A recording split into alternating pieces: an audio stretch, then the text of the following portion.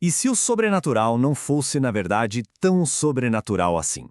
Essa é a ideia revolucionária que a gente vai explorar hoje, direto do século XIX, com base em O Livro dos Médiuns de Allan Kardec. Se prepara para questionar tudo o que se achava que sabia sobre o impossível. Ok, vamos mergulhar nisso. Para começar, a gente precisa alinhar o ponto principal de toda a discussão. O que, de verdade, significa sobrenatural? É uma daquelas palavras que usamos o tempo todo, mas raramente paramos para pensar no que ela realmente quer dizer. Quando a gente ouve falar de fenômenos espíritas, a imagem que vem na cabeça é logo essa, né?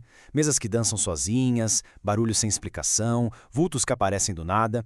A primeira reação é logo rotular tudo isso como mágica, talvez ilusão, ou para os mais crentes, um milagre. Mas a proposta de Kardec vai por um caminho bem diferente. E é aqui que a coisa começa a ficar interessante de verdade. Kardec não tenta provar que esses fenômenos são milagres. Muito pelo contrário, ele vai direto no ponto, questionando a própria ideia do que é sobrenatural.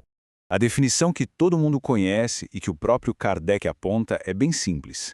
Sobrenatural é tudo aquilo que parece violar as leis que governam o nosso universo.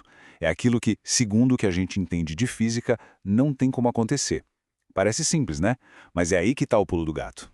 E essa é a pergunta-chave.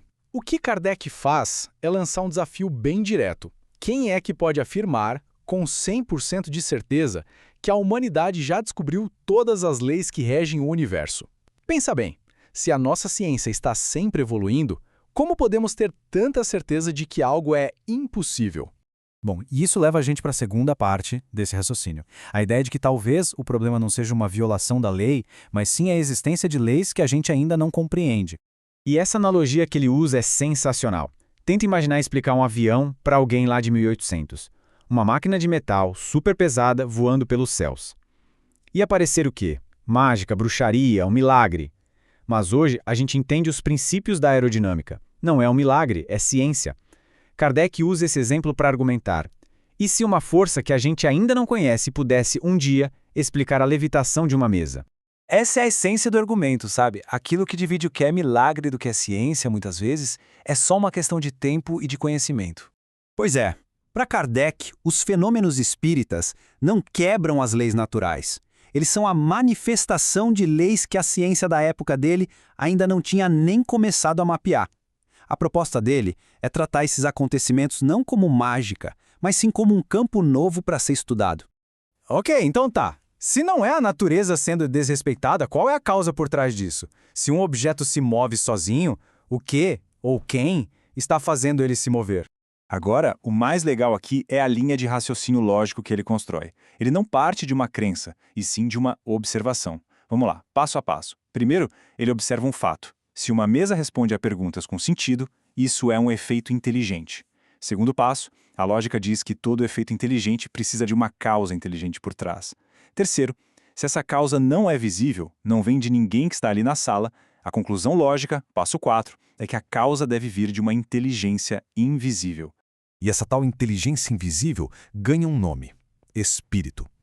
E olha, segundo a obra, não estamos falando de uma criatura mística ou de outra dimensão. É simplesmente a consciência, a alma de uma pessoa que já viveu e que agora existe sem um corpo físico.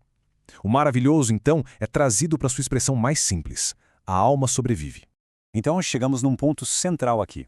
A diferença fundamental que Kardec traça entre o que a gente costuma chamar de milagre e o que ele vai classificar como um fenômeno natural.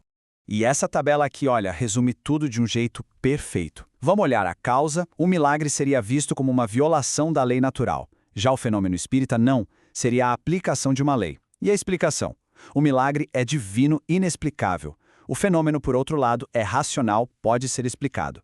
E, por fim, a natureza do evento. O milagre é algo isolado, único. Já o fenômeno poderia ser observado e até reproduzido. Então, a grande sacada é essa. Ao tirar esses eventos do campo do sagrado, do inexplicável, e trazê-los para o campo da natureza, Kardec propõe um jeito totalmente novo de olhar para a espiritualidade. E isso leva a gente ao nosso último ponto. A lógica é: se esses fenômenos são naturais, o estudo deles não pode se basear em fé cega, mas sim em observação, em razão.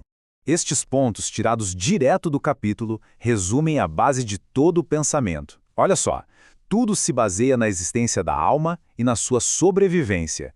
Nada é sobrenatural. Tudo está fundamentado em leis da natureza. O Espiritismo busca revelar a causa de muitos fatos tidos como sobrenaturais e, ao mesmo tempo, demonstrar que muitas outras crenças são só superstição. E este ponto aqui é muito importante. Diferente do que muita gente pode pensar, a abordagem de Kardec não é sair acreditando em tudo que aparece. Pelo contrário, ele apresenta o Espiritismo como uma ferramenta para separar o joio do trigo, sabe? Para analisar os fenômenos de forma crítica e até para desmentir muitas superstições. No final das contas, a grande mensagem que fica desse capítulo todo é essa. A proposta não é criar uma nova religião baseada na fé, mas sim abrir um campo de estudo que convida a gente a investigar. A meta final não é simplesmente acreditar, mas sim entender os mecanismos por trás dos fenômenos. E a gente termina com a mesma provocação do começo.